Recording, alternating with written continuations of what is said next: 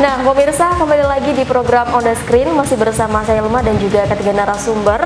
Ini ada Mas Syadu, ada El, dan juga ada Astrid. Masih semangat ya kita ya? Oke, tadi kita sudah sempat membahas mengenai latar belakang mereka, bagaimana mereka bisa bertemu, dan juga tujuan dari pembuatan film Catatan Emansipasi ini sendiri. Tapi untuk ide cerita, saya pengen tanya nih, ide cerita terinspirasi dari mana, Mas Syadu?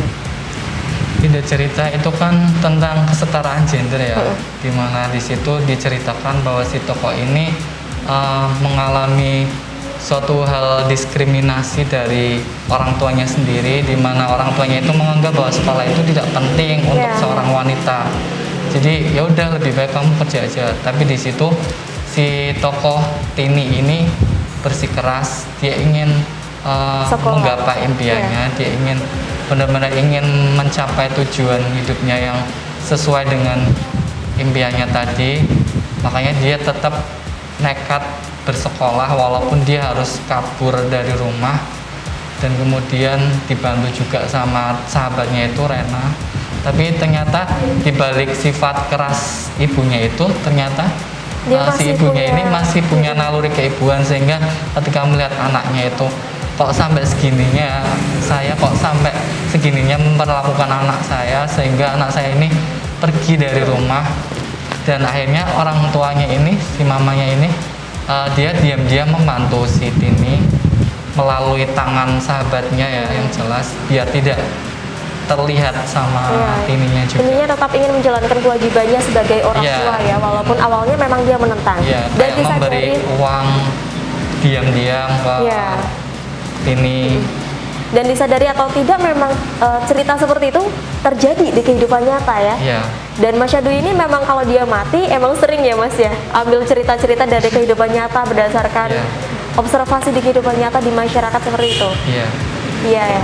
Tapi untuk ngambil mereka sebagai pemain, kembali lagi, apakah karena adanya mereka aja atau ada casting-casting ternyata mereka lolos? Enggak sih, enggak pakai casting.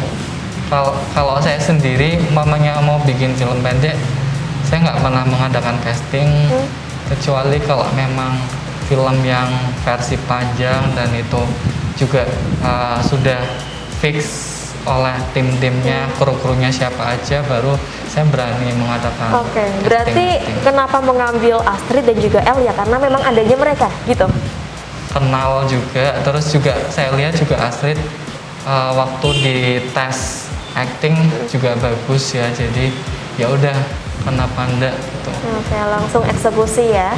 Ini Astrid gimana Astrid? Awal diajakin main film sama Mas Syadu ini gimana? Kan kalau aku gini ya Kak, nggak tahu, mungkin masih disebutnya anak mama ya. Kalau aku tuh anak mama. Manja ya. Gimana? Aku ngikut apa kata mama sih, kata mama tuh nggak apa-apa buat pengalaman gitu, cari pengalaman sebanyak mungkin, mau di mana aja gitu. Jadi kalau aku diajakin, malah aku seneng, kayak aku bisa nambah pengalaman, bisa nambah temen juga kan.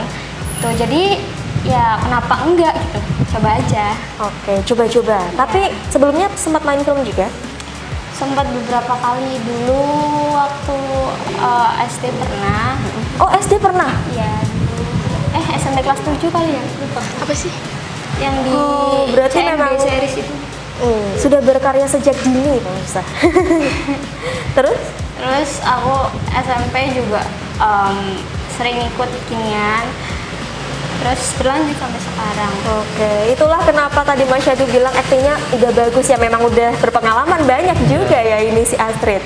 Kalau El gimana awal mula diajakin? Ya awal mula itu yang ngajakin berarti Astrid kan? Iya, Astrid.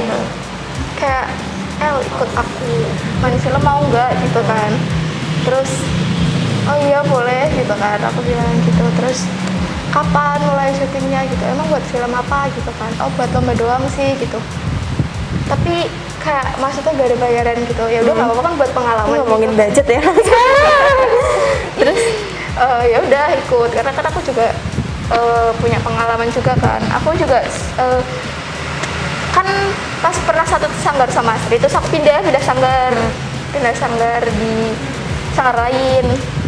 Nah itu aku sempat main film juga sih. Jadi film ketagihan main film, akhirnya Iya. dapat tawaran main film lagi, langsung oke gitu ya. Karena udah lama gitu Kak, mau dilatih lagi gitu. Betul. Daripada ntar kaku. Mas Syahdu, boleh dijelaskan persiapan yang dibutuhkan untuk memproduksi film catatan emansipasi ini apa saja? Ya, seperti biasa ya, terbagi menjadi 3. Perannya kita pertama nentukan dulu mau mulai syutingnya kapan, kostumnya apa aja yang perlu disiapkan, terus juga propertinya juga apa, terus juga sedikit melakukan bedah naskah juga biar mereka juga tahu gambaran ceritanya. Terus kalau masuk ke produksi seperti biasanya dengan peralatan yang seadanya, semampu kita, sepunyanya kita, ya udah kita terus maju aja. Apapun hasilnya, ya yang penting kita udah berusaha. Terus setelah jadi, ya mengejar deadline juga, jadi langsung aja dikirim ke lombanya itu. Itu kemarin alat yang dipakai apa saja, Mas Syahdu? Seperti biasa sih, saya hanya menggunakan HP, terus gimbal, terus tripod. Nah, ini pemirsa, membuktikan bahwa alat yang sebenarnya sederhana bisa menghasilkan karya yang luar biasa. Oke, Mas Syahdu, untuk waktunya sendiri memakan waktu berapa lama mulai dari pra-produksi sampai pasca? Kalau pranya itu kita hanya 1 kali pertemuan ya. Terus kalau syutingnya kita sampai 3 kali pertemuan, tapi itu harinya tidak berurutan, jadi ada jeda sih.